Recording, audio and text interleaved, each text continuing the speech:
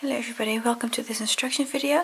In this video I'd like to show you how to make the square from week 12 of the Crochet Along Last Dance on the Beach by Scheepjes. The square for this week has been designed by Tammy from Canadutch and of course in loving memory of Marinka. Also this week you'll be using yarn from your kit, so you're either using the Color Crafter or the Merino soft yarn. And please do check the pattern for exactly which color you need for this square. Few words on hook sizes for this week. I used a 4mm for my Color Crafter and a 4.5 for my Merino soft squares, and that's actually the same as I use for my gauge swatch. However, having said that, these hook sizes are maybe not what you need, because I do know that there are many people that had to go up a few hook sizes this week because of all the slip stitches that we're using to form these waves. And these slip stitches can be rather tricky to get them loose enough, and especially if you're a tight crocheter anyway, it can be really hard to get this loose enough that your square has the right size.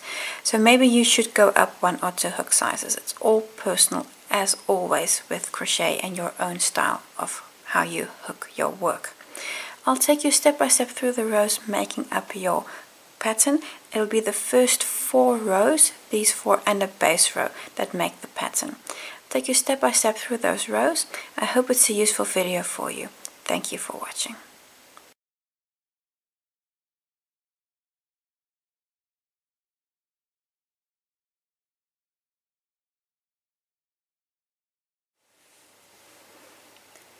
With a slip knot on your hook, going to chain 34. That's 1, 2, 3, 4, 5, 31, 2, 3, and 34. We're now going to continue and work our foundation row. I'm going to be using stitch markers along the way to help me mark slip stitches, because we're going to be doing quite a few slip stitches and it can be hard to see exactly which stitch is the one that you should be working in next. So I'm going to mark those slip stitches to make them more clear. We're going to skip the first stitch from the hook and in the second stitch start with our first slip stitch. So in that second stitch from your hook, make a slip stitch. And what's important with this slip stitch and every one that we're making, don't make these too tight, because a slip stitch has just about no room to expand. So give that stitch some room to breathe. If you're a yanker at this point, you're really going to have to watch your stitch tension. And then we do 3 more slip stitches. So that's 1, 2, 3 more slip stitches. What I'm now going to do is this last one that I just worked, I'm going to mark this with a stitch marker. And the reason is that then when I come back, I can know exactly where my slip stitches are. Because we're also going to be doing half doubles, and those or half trebles I should say. Those half trebles are easier to identify than slip stitches, because now you can see, okay, this is my stitch and not this stitch here, for example. That's not your stitch. There at the top, that's your stitch. We're going to start our repeat unit on our foundation row, which is in the next 5 stitches going to work half trebles. So yarn over, and in the next stitch work the first half treble. So that's 1, we're going to work 5, and the next stitch again is 2,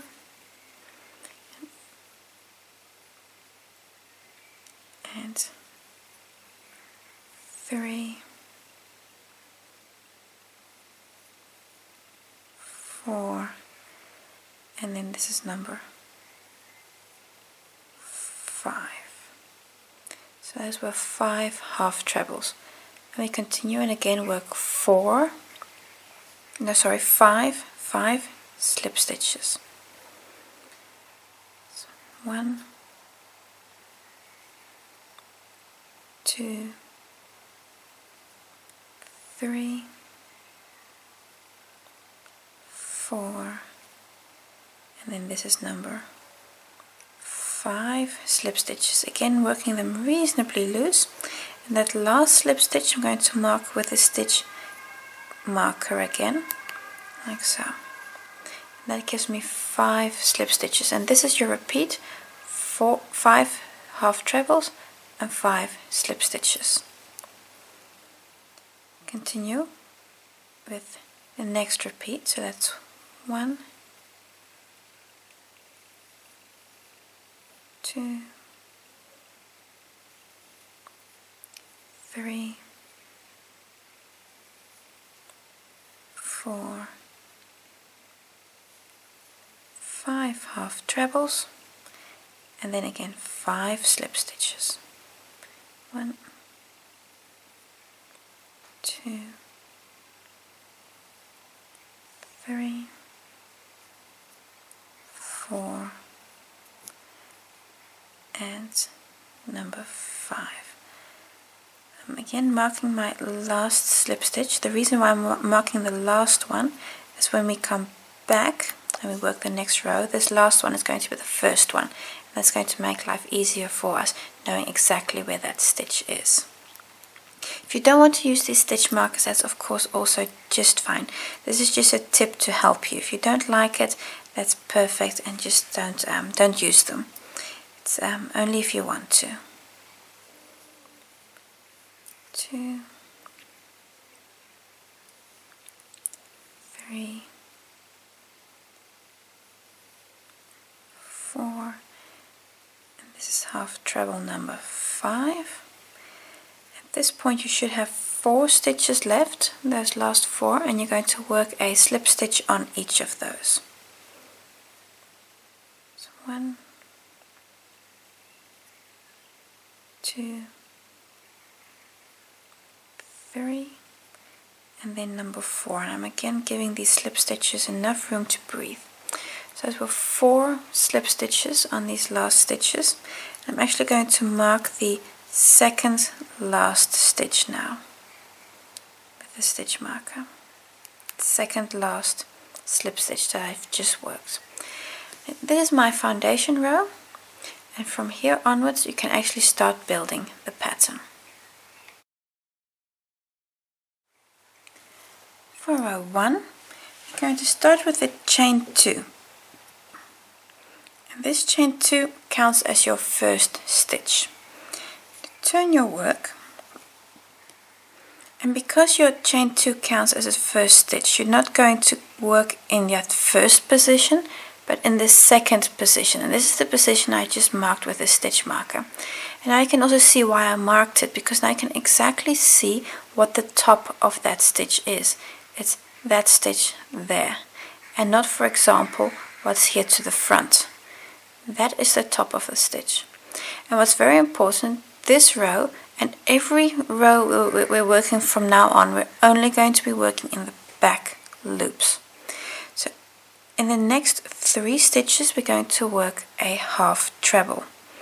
Remember, the first position, this one here, we're going to skip because our chain 2 counts for that stitch. Then the second position is where our stitch marker is in at the moment, and I'm only going to hook up the back loop there. And if that stitch marker is in the way, like it is for me, you can just take it out. But I'm purposefully leaving it in that you can exactly see where it is. So I'm only taking the back loop of that stitch where my stitch marker is in, and work a half treble. That's your second stitch. I can now remove the marker because now I know which line I need to follow. So I need to do 3, so that's 1, and here at the top, in the back loop only of that slip stitch, work a half treble. That's 2, and then 3. So I've now worked 3 half trebles and that chain 2 at the beginning, which counts as your first stitch. You're going to do 5 slip stitches on the next stitches, and these are also again on the half trebles we worked before in the previous round. So in the next stitch, work in the back loop only, work a slip stitch. You're going to do 5, 2,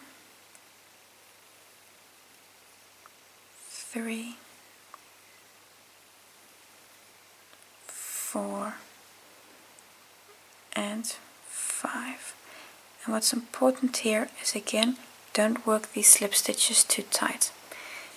I'm marking this last slip stitch here so that I know where it is when I get to it again in row 2. Just going to mark that stitch there. I'm marking both loops, and I can also tell when I swap around which one is going to be the back loop. And my next stitches, which are a series of slip stitches again, I'm going to work 5 half trebles. And the next stitch, you can see where it is with the stitch marker. Only pick up the back loop of that stitch. Only the back loop. And work 1.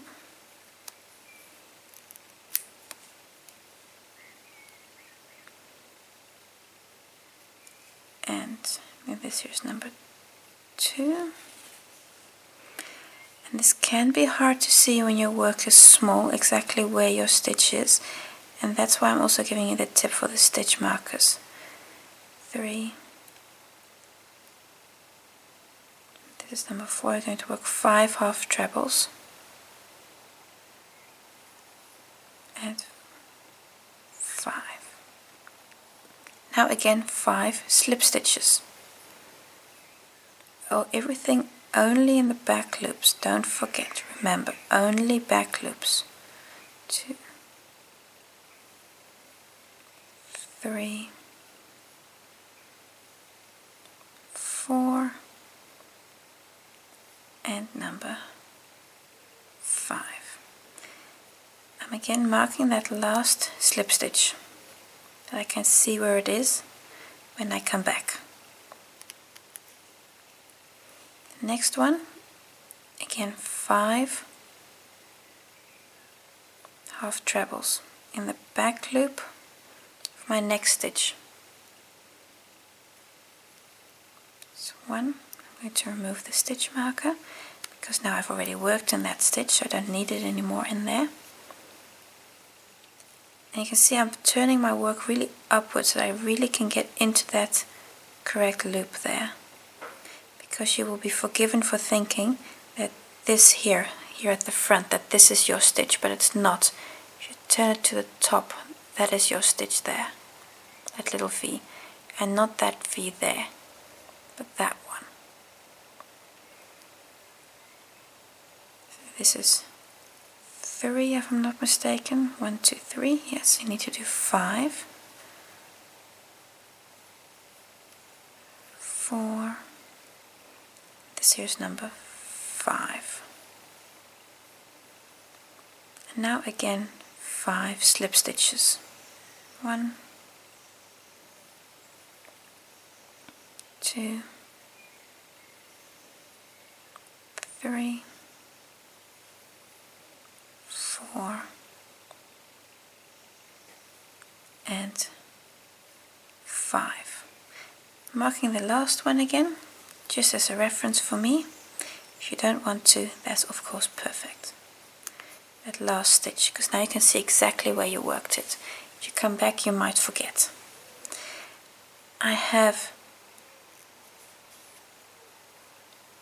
4 more stitches left, and on these last 4 stitches you're going to work a half treble on each. Everything only in the back loops. So your next stitch in the back loop only. So 1,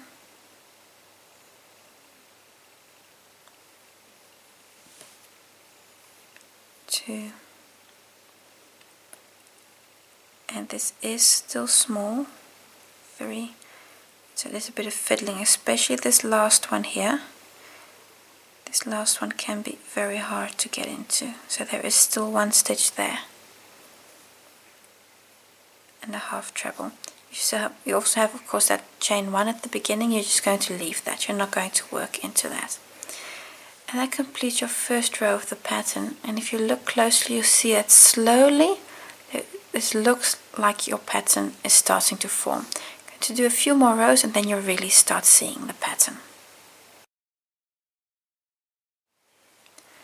Row 2, chain 2, which again counts as your first stitch. Turn your work.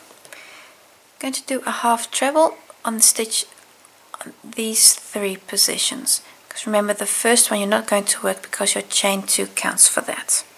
So not in the first position, but in the second position, work a half treble again in the back loop. That's 1,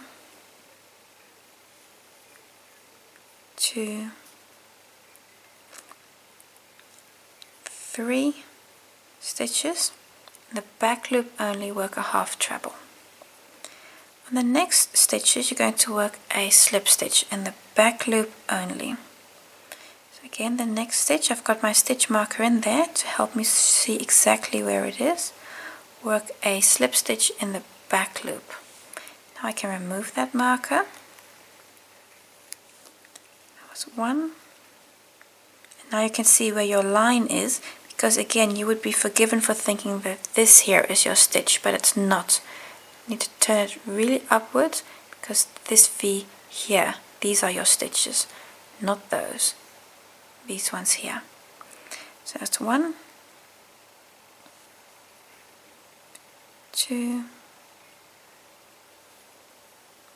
3, 4, and 5 slip stitches. If you want to, you can again mark this stitch here, the last one we've just worked. And I'm marking the last one because it's going to be the first one when I come back. On the next 5 stitches, work a half treble in the back loop only. That's 1.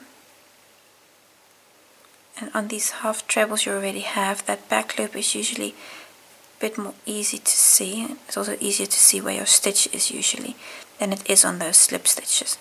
But once you get the hang of this and how it works with your slip stitches, you'll find that it works up fast. You just need to kind of get the hang of it and find the rhythm in this pattern. Your next position, again, in the back loop, work a half treble, a slip stitch, sorry, it's 1, 2, give these slip stitches room. Don't work them tight, work them, if you doubt, rather a bit looser than a bit tighter. And then this should be number 5 again. And on the next stitches we're working 5 half trebles in the back loop only. 2, 3, 4, and 5. Like so. Your next stitch, you're going to work a slip stitch in the back loop only. So you see, here's your stitch, pick up the back loop and work a slip stitch. So that's 1,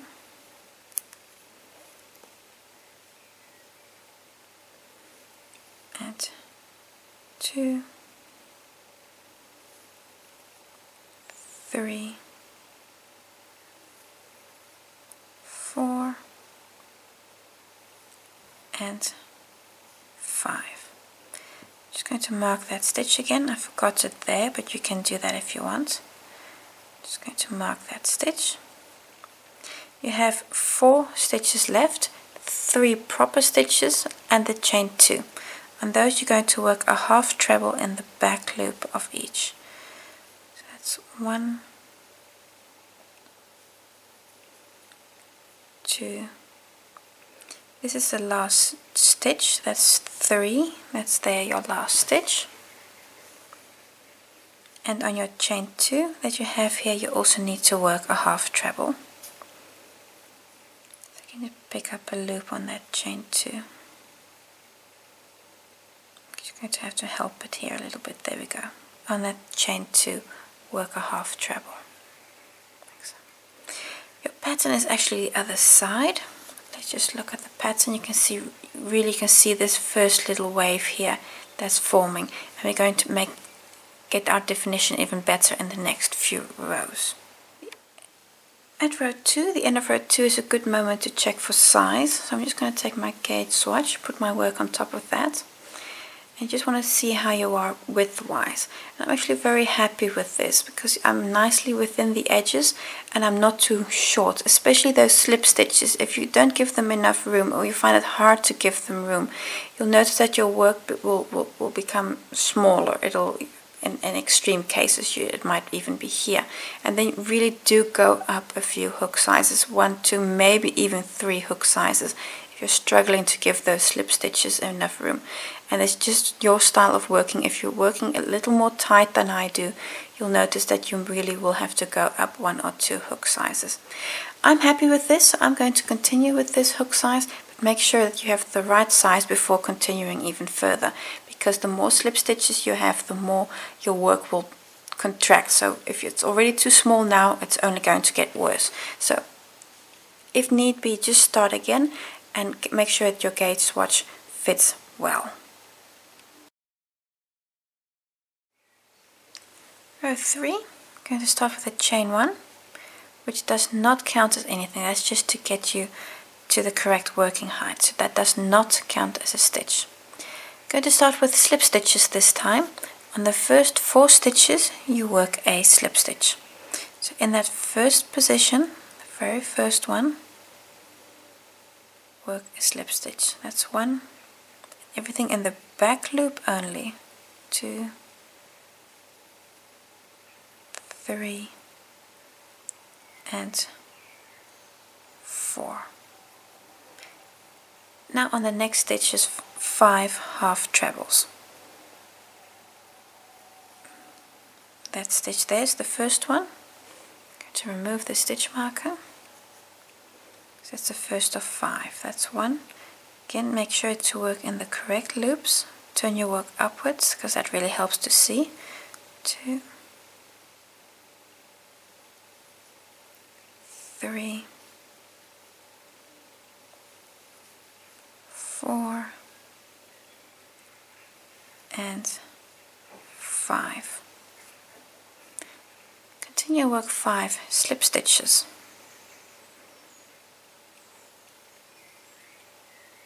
1, 2, give these stitches enough room, everything only in the back loop, don't work these stitches too tight. 3, 4, and 5. So really give your slip stitches enough room there. Now 5 half trebles again. You can see if you bring your work forward upwards enough, you can almost automatically see where the V is that you're going for.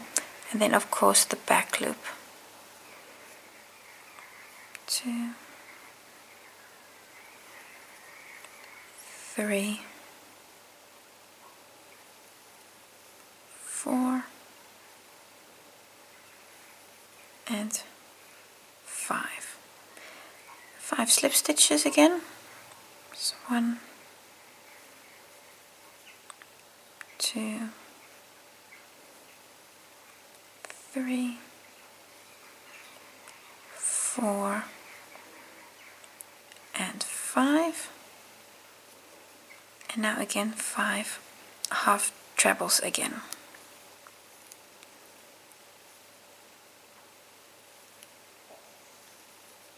It's 1, 2, 3, 4, and number 5 here on that last slip stitch. At this point you have 4 stitches left, 3 proper stitches and a chain 2. And you're going to work a slip stitch on each of those. It's going to be 1, 2. Yeah, this is on that last stitch, that's 3. And then number 4 is on the chain 2. So I'm just going to try to hook up a loop there. There we go. and your fourth slip stitch is on your chain 2. Okay, I'm just going to mark the second slip stitch here, then I can see where it is when I come back. And that is row 3, and now you can really see how your waves are starting to form. Row 4 is the last row of the pattern repeat. Row 4, we again start with a chain 1, which does not count as a stitch. That means we turn our work, and on the first 4 stitches we're working a slip stitch. So in the first one, work a slip stitch in the back loop only. In the second stitch I've got my stitch marker in. So in the back loop only, you work slip stitch number 2. And then this is 3 and 4. I'm going to hook my stitch marker again in that slip stitch there. 5 half trebles on the next stitches, back loop only. Now I'm repeating back loop only a lot, but that is easy to forget, that you accidentally work through the entire stitch. You want the back loop only because otherwise your stitch pattern isn't going to look correct. Then you're going to have going to be missing some edges. So that was 1, 2, 3, 4, 5, and again 5 slip stitches on the next stitches. And that's the loop there. That's 1, 2, 3, 4, and 5. Just going to hook up a stitch marker again there. 5 half trebles. 1, 2,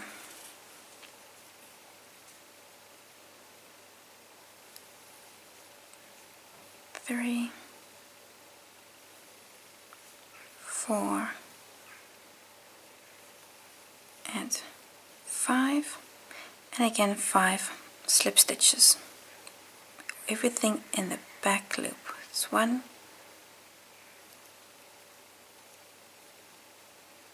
2, keeping your work tilted to make sure you're working in the correct stitches. 3, 4, and number 5, and give your slip stitches enough room to breathe. If you're strangling your stitches, your work is not going to look as nice. 5 half trebles again. 1, 2, 3, 4, and number 5. You have 4 stitches left, and you're going to work a slip stitch in each of those 4 stitches. So that is 1, 2, here's number 3, and then number 4 is this last slip stitch here, and that is kind of a hidden stitch. If you look carefully, you'll see there is one more stitch here, and that loop is really hidden inside there. That loop you still need to do one last slip stitch on. So that's 4 slip stitches. I'm again going to mark the second last slip stitch. This is the back of your work. I'm going to turn to the front, and then you see what your pattern looks like at this point. I'm going to take the entire image, and then you see your wave here and how you're building your stitch pattern. So row 4 brings us to the end of the repeat unit, and basically from here on you're going to repeat rows 1, 2, 3 and 4 until you have 29 rows. But I'd like to give you a tip for how to do these repeats and how to keep track of them. I've made myself a little chart showing the repeat units. You work row 0, that's that base row, and then rows 1, 2, 3 and 4, and then you start the repeat again with row 5 being the same as row 1. So then you work 5, 6, 7, 8. And then you start row 9, which is again the same as row 1. 10 the same as 2, etc. You go work through all of these until you finish with row 29. That's the same as row 1. And what I do to actually keep track of where I am in the square, as I just stripe them through when I've done that. So 0 we've done, that was the base row, and we've now done 1, 2, 3 and 4. Now going to continue with 5. So when I've finished 5 I'm going to cross that out as well, and when I've done 6, when I've done 7. The useful thing about this is that when I say for example I have to go to bed, or I've got to pick up the kids or whatever, and I come back, I have honestly no idea where I am right now. I could be at row 5, I could be at row 6, I could be at row 7, I could be at row 4. I don't know. So by keeping track of it this way, I also know where I am in my repeats. So then it's easy to say, okay, now my next row has to be 5. And oh yes, that's the same as row 1. So then you can both know that which repeat is which row and where you are in the pattern. Especially when you're back down here, row 23, 24, 25, you're going to have to really calculate back, otherwise which row is which repeat. So continue with all your repeats until you have 29 rows, and then we can do the edge, the border around the square. I'm going to do 4 of these, so I'm just going to make 4 of these small little charts just to keep track of them, and then I'll see you at the end when we're ready to do the edge. When you've completed your square, it looks like this. I've now done 29 rows. I'm just going to test for gauge. So I'm just going to take my gauge swatch, put my square on top of that, and you'll actually see that my square fits my gauge swatch really well. Still got to do the border, so that's of course why you can just see the little edge still, but as such this is a very good match. So I'm very happy with how this turned out. If you notice that your square isn't high enough, please do go up a hook size just to get that height correct. Most probably your width will be okay, but if your height is the problem, just go up 1 hook size, because those slip stitches can be really tricky to get them right. So I still need to do the border. I'm going to do that exactly the same as we've done before. So do 26 double crochets along each edge, and when you're on a corner you do 3 double crochets. Mark your center double crochet so you can easily find it later on when we're doing the actual connection of these squares, which we'll be doing next week of course. So from this point on, do your edge, 26 double crochets along each edge and 3 in the corner. When you're finished, you need to do 3 more, so 4 squares for this week, and then you're all done.